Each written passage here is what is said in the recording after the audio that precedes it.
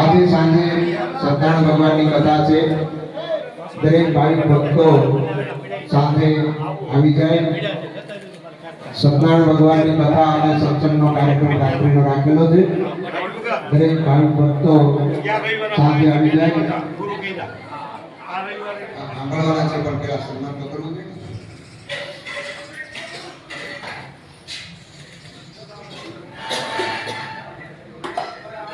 બોલો લાલ બાપુની જય. ગાયત્રી માતની જય. ઓમ નમઃ પાર્વતી પતે.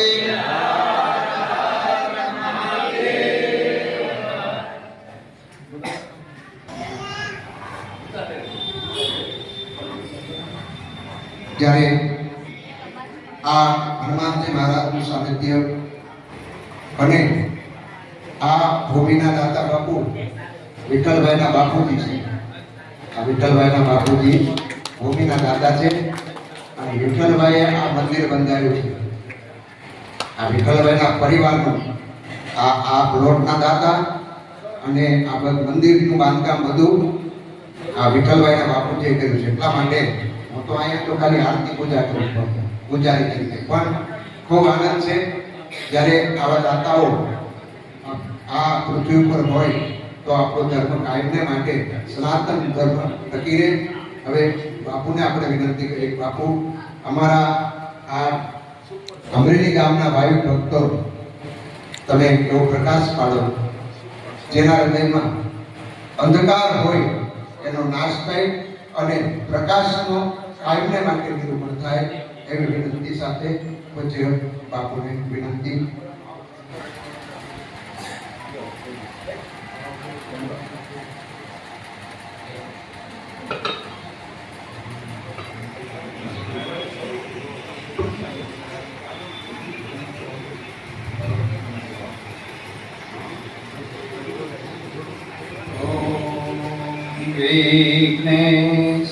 વિઘ્નેશ્વરાય વરદાય સુરપ્રિયાય જગદ્વિકાય નાગાનનાય શ્રુતિયજ્ઞવિભૂષિતાય ગૌરીસુતાય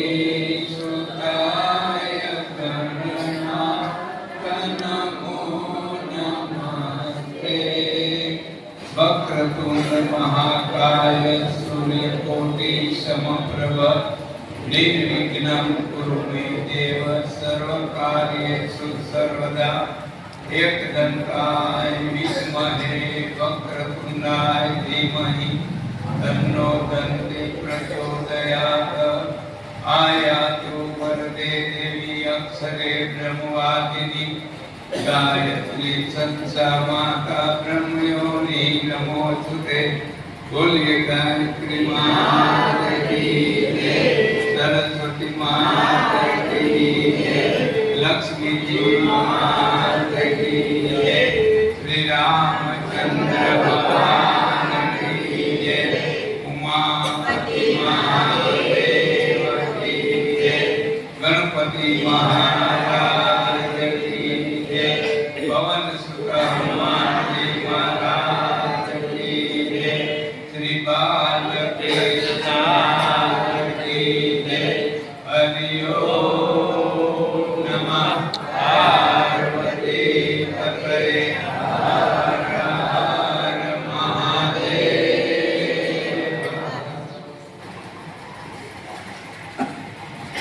આજના દિવસે અમરેલી મુકામે આજે અમારે આવવાનું થયું. વિઠ્ઠલભાઈ તો મેન છે પણ છતાં ઘણા ગામના આગેવાનો, પ્રમુખો, સભ્યો, સરપંચો બધા પણ આવેલા છે. આમથી માતાઓ, બહેનો, દીકરી પણ આવેલા છે. એ સર્વને ખૂબ ખૂબ ધન્યવાદ. દિવસની વાત કરીએ તો 16ની સાલમાં 551 કુંડી અમે યજ્ઞ કર્યો ત્યારે વિઠ્ઠલભાઈએ અમને ખૂબ જ સહકાર આપી અમારા એ પ્રસંગને નિભાવ્યો. આજે એક્રેલિકના બધા માતાજીના ફોટા કુંડે કુંડે રાખી અને યજમાનોને પાછું પ્રસાદી તરીકે ભેટ આપી. આજે 551 ઘરે એ ભેટની પૂજા થઈ રહી છે. અને એ પછી ઘણા બધા એવા નાના અને મૂર્તિઓ પડું તે ઘણું બધું બનાવે છે. અને હમણાં ભાઈ વાત કરી તો આ ભૂમિ વિઠ્ઠલભાઈના બાપુજીએ આપેલી દાનમાં ને એમાં વિઠ્ઠલભાઈએ આ મંદિર બનાવ્યું સરસ મજાનું. તો એને એ કુટુંબને એ પરિવારને ખૂબ ખૂબ ધન્યવાદ છે. આજે એક તલવાર ભૂમિ ધર્મના સ્થાનમાં દાન કરવામાં આવે તો એ ભૂમિદાન બહુ મોટું ગણાય છે. તો ભૂમિદાન કરે છે. બીજા નંબરમાં વિઠ્ઠલભાઈની આજે કારખાના ચાલે છે. એક્રેલિકની અનેક આઈટમો બનાવે છે. એમાં બેનો દીકરીઓ આજે નોકરી કરે છે. તો આજ કેટલા ઘરનો રોટલો આવે છે. ત્યાં ઘણું કુટુંબ નભે છે. એવી પોતાની ભાવના છે કે કેમ જાજા માણસો આવે અને જાજુ કુટુંબ નભે એવી પોતાની ભાવનાને લાગણીને પ્રેમ છે. તો એ આજે અમે ત્યાં જોયેલા કારખાને અમને બધું બતાવ્યું. અમે દીકરીને સ્પષ્ટ થઈ ગયા કે આવડી બધી વ્યવસ્થા આજ વિઠ્ઠલભાઈ કરી રહ્યા છે. તો એ પુણ્ય વિઠ્ઠલભાઈને અવશ્ય મળશે. બેનો દીકરીઓના જે રોટલાનું ઘર કુટુંબ પરિવાર હાલે એના માટે થઈ અને જે દાન કરી અને આ મંદિર બનાવ્યું એમાં અનેક માણસો દર્શનાર્થીઓ આવશે, દર્શન કરશે, દર્શનના લાભ લેશે. એ બધાય પુણ્ય આજ વિઠ્ઠલભાઈને ખાતે જાય છે. વિઠ્ઠલભાઈ એવા માણસ છે કે આજે અમને એનો ખૂબ અનુભવ થઈ ગયો. આજે અમે તો ખૂબ દૂર રહી છીએ છતાં વિઠ્ઠલભાઈ અહીંથી આવીને ત્યાં માર્ગદર્શન આપી અનેક સમસ્યાઓ દૂર કરી અને બહુ સ્વભાવમાં અભિવૃદ્ધિ કરી અને અમારા પ્રસંગને ખૂબ દીપાયો. તો ભાઈઓ તથા બહેનો આવું સુંદર મજાનું મંદિર છે. તો આપણે કમસે કમ દિવસમાં ગમે ત્યારે એકવાર ભગવાનના દર્શન કરીને પછી જ આપણે કામે જાતા જાવ. જો તમારા કામ સફળ થાય કે ન થાય. આજે ભગવાન બહુ દયાળુ છે. એને નમન કરી એના આશીર્વાદ લઈને જઈએ તો આપણા એકેય કામ નિષ્ફળ ન થાય, બધા સફળ થાય. એટલે એના માટે આ મંદિરે ખૂબ આવતું જાતું રહેવું. સાથે સાથે અહીંયા બેસીને અહીંયા શાંતિ મળે એવું આ સ્થળ છે. મારા ફેરી લેતી આવી એકાદી બે મારા જો અહીંયા થાય આ સ્થળ માટે તો આપના અહોભાગ્ય કહેવાય. કેમ કે આજે કલયુગ હળાહળ આવી રહ્યો છે. આજે કલયુગની અંદર ભક્તિ બહુ ઓછી થાય. આ તુલસીદાસજીએ કીધું છે કે નામ જપ બધાથી ઊંચું છે. રામ નામ કે ઔષધિ ખરી નિત છે ખાય, અંગ પીડા વ્યાપે નહીં, મહારોગ મટી જાય. આનેથી આપણા જન્મ મરણના ફેરા છૂટી જાય છે. આપને મોક્ષ ગતિને પ્રાપ્ત થાય એટલી બધી ભગવાનના નામમાં તાકાત છે. તો આપણે ભગવાનના નામનું સ્મરણ કરતા રહીએ, પ્રભુ ભજન કરતા રહીએ. અને સંતોએ એવું કીધું છે કે એક ઘડી આધી ઘડી આધી મેં પણ પુણ્યાત આધીમાં અધી એક ઘડી આધી ઘડી આધી મેં પુણ્યાત તુલસી સંગત સંત કી કટે કોટી અપરાધ. કરોડો જન્મના અપરાધ આપના દૂર થઈ જાય સંતોના ચરણોમાં બેસવાથી, એની વાણી સાંભળવાથી. એના શબ્દો જો લાગી જાય જીવનમાં તો જીવન કરી જવાય. આજે આપણે કોઈ અમર નથી. આવ્યા એટલા મરી જવાના છે. કોઈ અહીં અમર પટોલે કોઈ નથી. એવું ભગવાન રામ આવ્યા, ભગવાન કૃષ્ણ આવ્યા, એને હોતે આ મૃત્યુલોક છોડીને જવું પડ્યું છે. તો આપણે કઈ હેસિયત છે? આપણે એકેય રહેવાના નથી. તો જેમ બને મિલકત ભેગી કરો, પૈસો ભેગો કરો, એ જરૂરિયાત પૂરતું ભેગું કરો એ જરૂરી છે, પણ વધારે એમાં માયામાં ફસાય અને ભગવાનની ભક્તિ પૂરાઈ જાય એવું તો ન કરો. ભગવાનની ભક્તિ પહેલા, પછી બધું કર્મ, બીજું ધંધો, પછી નોકરી, પછી વેપાર એ બધું પછી કરો. તમે પેલા પ્રભુ ભજન કરી લો, એની માટે સમય કાઢો. સમય થોડામાં થોડો કાઢીને પણ આપ પ્રભુ ભજન કરો. એમાં બહેનોને ખાસ કહું છું આપને કે આપ શ્રદ્ધાળુ બહુ હો છો.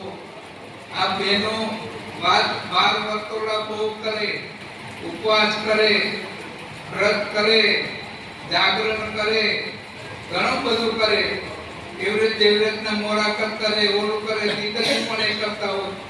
એમ આધ્યાત્મિક રીતે ભાઈઓ કરતા બહેનો આગળ છે, એ બરોબર છે. પણ આજે અંધશ્રદ્ધા પણ એવી ને એવી ભેગી છે, એ એક કહાની વાળું છે.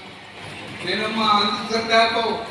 આજે કોઈનું માથું દુખ્યું પરબાર શંકા કરે કે આને કોકની નજર લાગી લાગે છે, કે આને કોકે કઈ કરી નાખ્યું લાગે, એટલે પરબાર બીજે ઉપડી જોવરાવા કે આને હું છે, આનું માથું ઉતરતું નથી, તો એનું શું કરવું? આ દીકરાને નોકરી મળતી નથી, આ દીકરાની સગાઈ થતી નથી. આવું જોવરાવમાં બેનું વધારે વાં જોવરાવે તો તમારું ઘીરે મંદિર છે, એમાં પેઢીઓથી એની પૂજા કરો છો, એમાં તાકાત નથી, એમાં શક્તિ નથી, એની માટે આપણે વિશ્વાસ નથી બેસતો. તો આજે એટલી પેઢીઓની પૂજા અર્ચન કરો છો, ધૂપ આરતી કરો છો, અને એની માટે વિશ્વાસ ના બેહે અને બીજે ભટકવું પડે તો આ પૂજા ખોટી કહેવાય. તો આને નદીમાં પધરાવી દેવી. કેમ કે તમને ભરોસો તો છે જ, ઘરમાં બેઠા એ દેવનો ભરોસો નથી, અને બહાર ભટકવું એ બહુ એક અંધશ્રદ્ધાનું કામ છે. અંધશ્રદ્ધા ન રાખો. જેને પૂજો છો, જેને ભજો છો, એની પાસે પ્રાર્થના કરો, એની પાસે વિનંતી કરો. એ તમારા સર્વ મનોરથ પૂરા કરશે, એવી ભગવાનમાં તાકાત છે. એ કરવાની જરૂર છે. આજે આ સમય બહુ ઝડપી યુગ ચાલી રહ્યો છે. આજે ભાઈઓમાં વ્યસન ઘૂસી ગયું છે અને બહેનોમાં ફેશન. આ બે વધી ગયું, એને હિસાબે આપણા હિન્દુ ધર્મને ઘણું બધું ઠોકર લાગી છે. અને ત્રીજા નંબરમાં ભેરો પડ્યો મોબાઈલ. મોબાઈલે તો હાવ પેરણ શેરણ કરી નાખ્યા. કોઈ કોઈનું નહીં, કોઈ ખોટું બોલવાનું હાવ સાધન, ખોટું બોલવું મોબાઈલમાં, એટલે કાંઈ વાર નહીં. તો શાસ્ત્રોમાં કીધું છે, અસત્ય સમાન પાપ નહીં દૂજા. રામાયણની અંદર કીધું છે, અસત્ય સમાન પાપ એકથી મોટું નથી. બધાથી ખરાબમાં ખરાબ ખોટું બોલવું એ મોટું પાપ છે. મોબાઈલ છે ખોટું બોલવાનું સાધન છે. ઘીરે હોય કોઈ ખોટો ફોન કરે તો કે હું તો અમદાવાદ છું, ઘરે નથી, હોય ઘરે. એટલે એ બધું ખોટું બોલવાના સાધન નો સદુપયોગ કરો, ઓછું વાપરો, પણ બહુ નહીં એનો ઉપયોગ કરો. અને થોડીક અમારા સંકલ્પની વાત કરી દઉં, પછી અમારે આજે મોડું થાય. અમારે દિગ્નેશ દાદાની આજે અમારા તરફથી ત્યાં થાળ છે, ભગવાનને ભોગ ધરાવવાનો છે, એનો પ્રસાદ અમારા તરફથી છે, એટલે ન્યાય પહોંચવાનું છે. અને આપણે બધાને આમંત્રણ આપીએ છીએ કે આપ બધાને પ્રસાદ લેવા આવો, તો બહુ સારું થશે, પ્રસાદનો આપને લાભ મળશે. તો આજે બે ટૂંકી વાત કરી દઉં, પછી આપણે બંધ કરી દઈએ. આપણે એક તો વ્યસનની વાત કરું અને એક અમારા આશ્રમની માહિતીની વાત કરું. અમારા આશ્રમની અંદર અમે 21 કલાક અંદર ઊભામાં સાધના ખંડમાં રહી છીએ. 3 કલાક જ રાતે બહાર નીકળી છે 8 થી 11. આ તો પછી ગામ બનાવ્યું છે, એની પ્રતિષ્ઠા હતી. 551 ની યજ્ઞ હતો અને રમેશભાઈ ઓઝાની ભાગવત કથા હતી. એટલે જ્ઞાનમાં મંત્ર એટલે ત્યાં ગયા હતા. ત્યાંથી અમે ફરતા બધે દર્શન કરતા મધુભાઈ પટેલ મનોજ સર્વિસ વાળા અને વિજયભાઈ કે તમે ગમે કરીને એકવાર આવો. એટલે અમે એને માટે થઈને આજે આ અમરેલીમાં આવ્યા છે.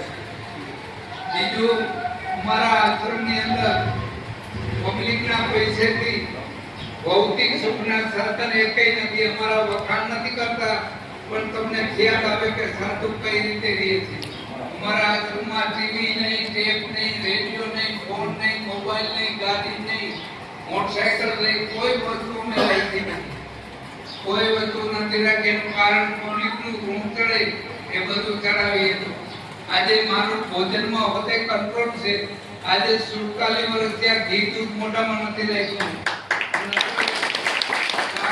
રોટલી ખાતું, છાશે નથી ખાતું, કાંઈ નહીં, નકર શાક ને રોટલી. આજ 47 વર્ષ થઈ ગયા. એ શું કામ કે ગરીબ માણસ એવડી તમતોડ મહેનત કરે છે, તો એને ઘી દૂધની જરૂર હોય પણ બિચારાને મળતું નથી, છાશનું ટીપું નથી મળતું. કાલે હાથ મહેનત કરનારા તો અમારે કઈ મહેનત નથી, અમારા શરીરને કોઈ હાલ નથી. એક બેઠા બેઠા મારા ફેરવી ગુફામાં, તો એમાં આપણે આવા ઘી દૂધના ખોરાક ખાઈને આ શરીરને શું કરવું છે, એના માટે અમે નથી ખાતા. પબ્લિકનું જોઈને, પબ્લિકનું બોજો ન થાય, ઋણ ન થાય, પૂર્વ જન્મનો અવતાર લઈ અને પાછું ભોગવવા આવવું પડે. એટલે એના માટે અમે એ વસ્તુ પર બધો ત્યાગ કરી દીધો છે. બીજા નંબરમાં યુવાનોમાં અને પુરુષોમાં વ્યસન બહુ વધી ગયા છે. એટલે વ્યસન માટે પાન, તમાકુ, ફાકી કે માવા ખાતા હોય એને રામ મંદિરની સાનિધ્યમાં આપણે બેઠા થઈ તો જો મેળવું હોય તો એ મેલી દેવું જરૂરી છે. બહુ ભયંકર ખરાબ છે. એની અંદરથી કેન્સર થાય છે. વૈજ્ઞાનિક ડોક્ટરે અમેરિકાના બહાર પાડ્યું છે કે તમાકુની અંદર નિકોટિન નામનું ઝેર છે. એ ઝેર આપણા પેટમાં જાય, એનાથી આપણે કેન્સરનું તરત થાય.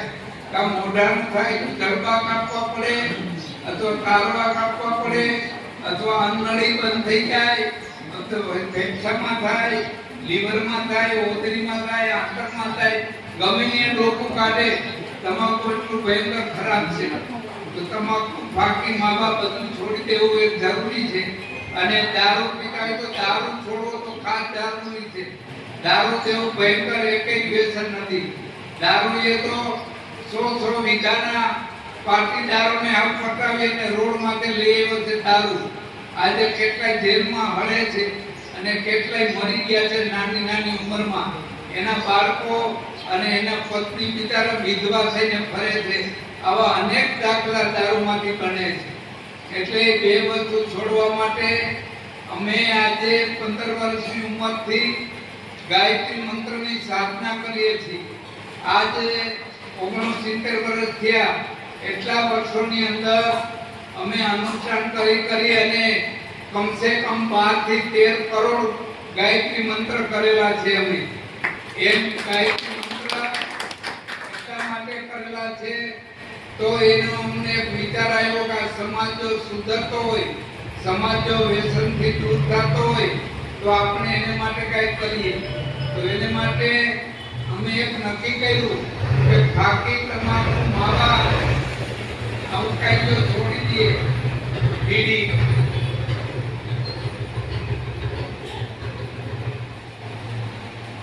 તો એને 551 મંત્ર અર્પણ કરીશું. અને જે દારૂ હોય, દારૂ પીતા હોય મેલી દઈએ તો એને 1100 મંત્ર આપવામાં આવે. અને બૈરાઓ ઘણા એવા ધીરે ધીરે થોડું ફાકીનું અને થોડું એવું વ્યસન કરવા લાગ્યા તો છે. તો ભેરું બજારનું બંધાણ ઘણાને હોય છે. એ બજાર જો મેલી દે તો એને 1100 મંત્ર દેવું. એવી અમારી ભાવના છે. સમાજનું કલ્યાણ કેમ થાય, સમાજ કેમ સુધરે, સમાજને માટે એના હેતુથી અમે સાધના કરી રહ્યા છીએ. અને અમારી સાધના વધારે આગળ વધે એવી આપ બધાએ ભગવાન તો રામચંદ્રજી મહારાજ બિરાજે છે, હનુમાનજી મહારાજ બિરાજે છે, ગણપતિ મહારાજ બિરાજે છે. એને આપ બધા પ્રાર્થના કરજો કે અમારી ભક્તિ સજા આગળ વધે એવી અમે તમારી પાસેથી અપેક્ષા રાખીએ છીએ. તમે બધા એવી પ્રાર્થના કરો કે અમારી ભક્તિઓથી, અને અમે એવી પ્રાર્થના કરી કે તમે સુખી થાઓ અને સારે રસ્તે વળો અને ભક્તિ તરફ વળો, એવી અમારી ભાવના છે. બોલીએ ગાયત્રી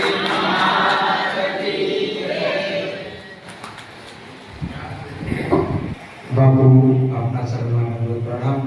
ખૂબ અમારા આ જે પ્રેરી ગામના ભાવિક ભક્તોને એક થોડામાં ઘણું એવી વાત કરી.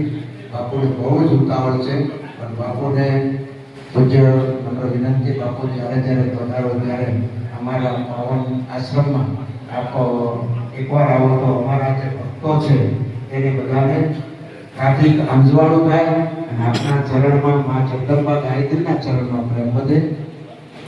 હાલો હવે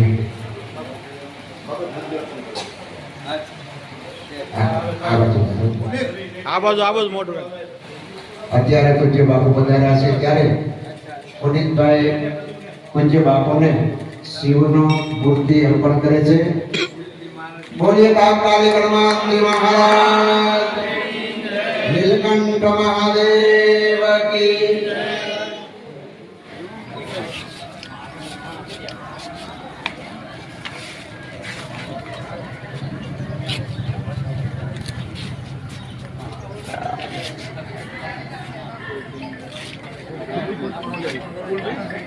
હા